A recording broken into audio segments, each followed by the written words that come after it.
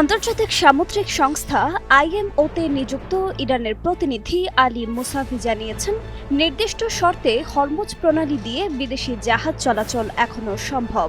তিনি বলেন, নিরাপত্তা ও সুরক্ষা নিশ্চিত করার জন্য ইরান সরকারের সঙ্গে সমন্বয় সাপেক্ষেই এই প্রণালী ব্যবহার করতে হবে।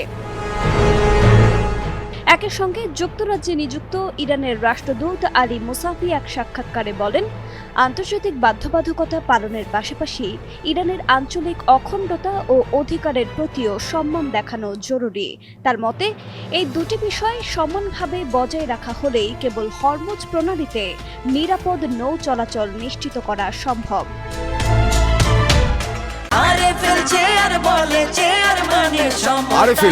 ক্ষমতার নয়, সমতার চেয়ার। মুসাভি আরও জানান, সামুদ্রিক নিরাপত্তা জোরদার এবং নাবিকদের সুরক্ষা নিশ্চিত করতে ইরান আইএমও সহ অন্যান্য দেশগুলোর সঙ্গে সহযোগিতা করতে প্রস্তুত রয়েছে।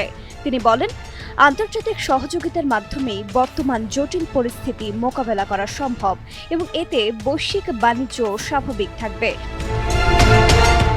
তবে তিনি স্পষ্ট করে উল্লেখ করেন, হরমুজ প্রণালী শুধুমাত্র ইরানের শত্রুদের জন্য বন্ধ রয়েছে, অর্থাৎ যেসব দেশ বা পক্ষ ইরানের বিরুদ্ধে অবস্থান নিয়েছে বা নিরাপত্তা হুমকি তৈরি করছে তাদের জন্য এই গুরুত্বপূর্ণ নৌপথ ব্যবহার সীমিত করা হতে পারে।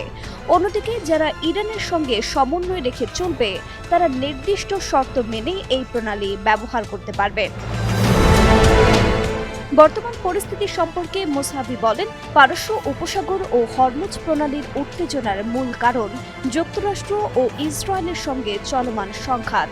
তার দাবি, এই যুদ্ধই পুরো অঞ্চলের নিরাপত্তা পরিস্থিতিকে জটিল করে তুলেছে এবং আন্তর্জাতিক নৌ চলাচলেও প্রভাব ফেলছে।